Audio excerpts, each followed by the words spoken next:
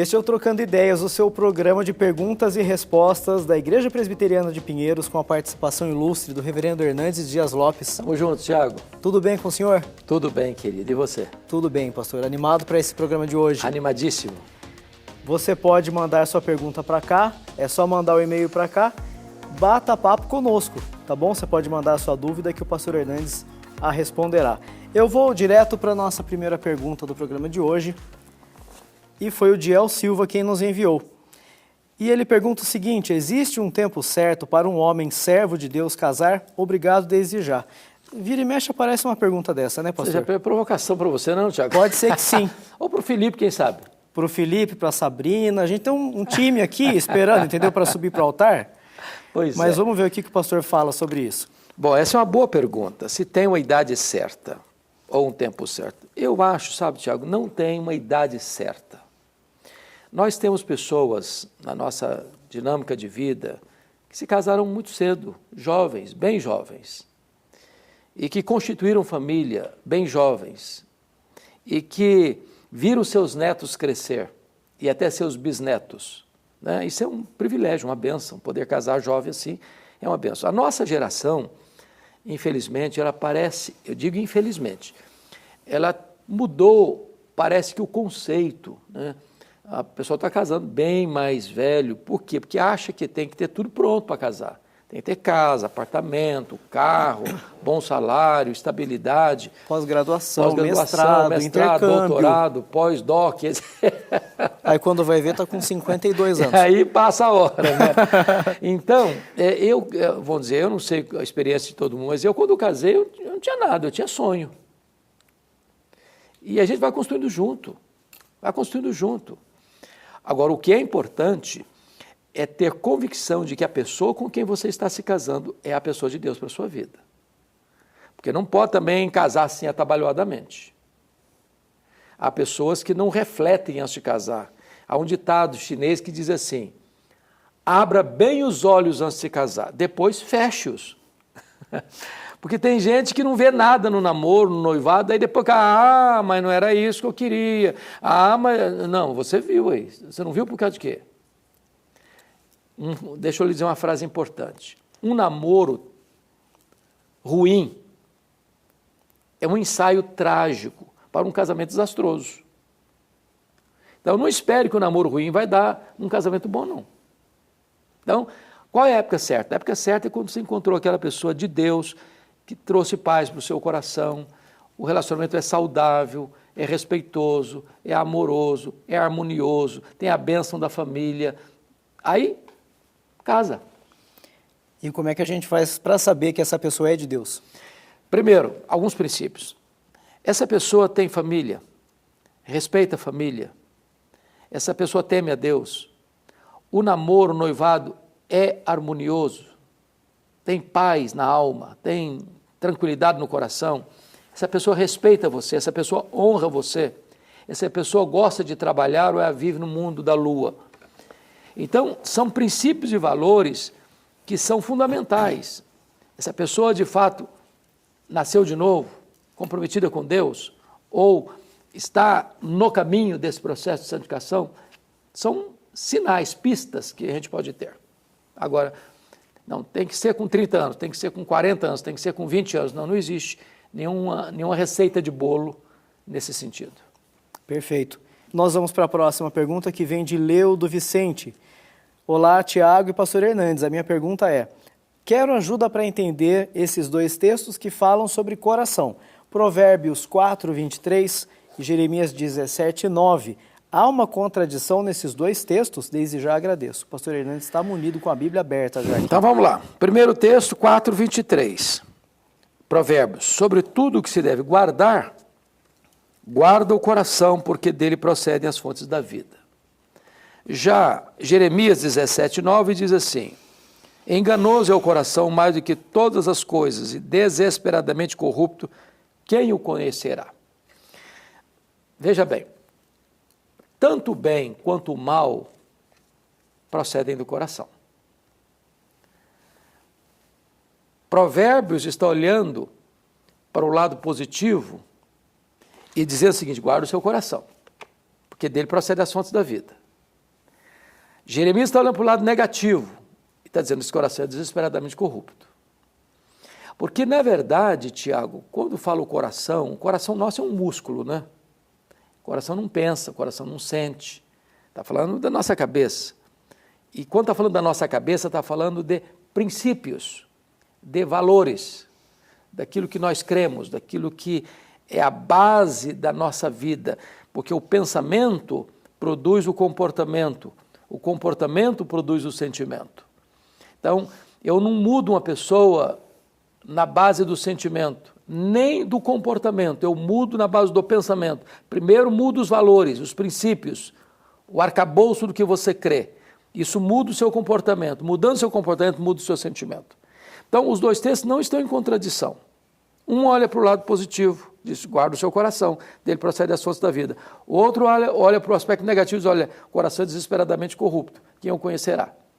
Jesus disse isso, que é do coração que procede os maus desígnios. Ou seja, o mal não está fora, como pensava Freud. Freud, na sua psicanálise, diz que os problemas são halógenos, ou seja, são produzidos no outro. Eu sou vítima do sistema, não culpado. Essa geração que sempre está botando a culpa no outro, isso é freudianismo, isso não é cristianismo. O cristianismo traz o problema para mim, eu sou. Por isso que quando Davi foi confrontado sobre o seu pecado, ele dizia, eu pequei. Ele não dizia, porque a mulher também estava tomando banho com a janela aberta. Eu não sou culpado. Foi o que Adão e Eva fizeram. Não sou eu não, senhor, a mulher que tu me deixa. Mulher, e você, mulher? Não, é a serpente que me enganou. Essa ideia da projeção, da transferência, é muito comum. O ser humano precisa trazer para si. Eu errei, eu pequei. Então, o coração é fonte do bem, o coração é fonte do mal. Eu preciso guardar o meu coração para que as fontes do bem procedam e fluam, e eu preciso tomar cuidado com o meu coração, porque também ele é corrupto.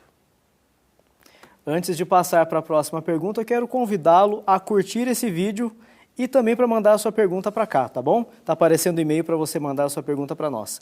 E quem mandou pergunta para nós também foi o Leonardo Ferraz. Eu tenho uma dúvida e agradeço desde já por me esclarecerem. Se Jesus é Deus, e Ele é, e como tal tem os mesmos atributos de Deus o Pai, por que em Mateus 24 Jesus diz que ninguém sabe o dia da sua volta, nem os anjos e nem Ele próprio, e sim somente o Pai? Então veja bem, Jesus, esse nome Jesus está descrevendo a humanidade dele. Cristo, Jesus o Cristo, Cristo está falando da messianidade dele. Então é muito importante entender que Jesus é perfeitamente homem e Jesus é perfeitamente Deus. Aliás, os concílios da igreja trataram disso, né? Concílio de Nicéia, 325, a divindade de Cristo. Concílio de Constantinopla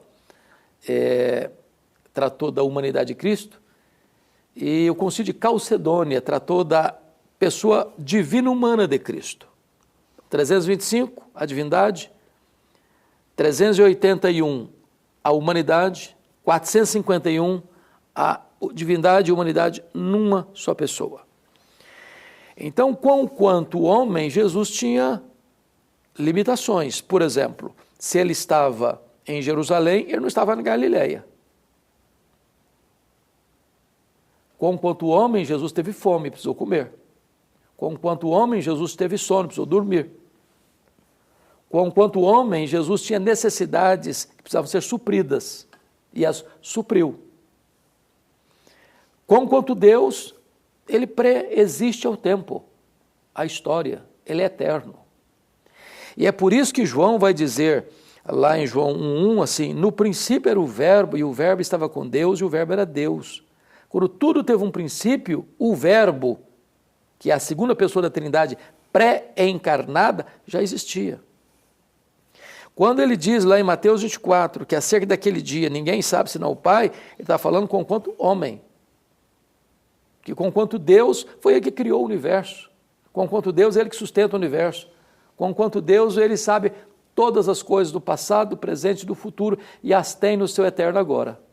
Então, é preciso distinguir entre natureza humana e natureza divina de Cristo. Muito bem. Antes da gente ir embora, deixa eu mostrar para você de casa aí acabou de chegar, a gente tirou da caixa agora há pouco. Pastor Hernandes, está lindo esse, hein? Ficou bonito, ficou? Fala um pouquinho do livro pra gente. Ô Tiago, eu gostei tanto de escrever esse livro, porque Davi é uma figura fascinante, né?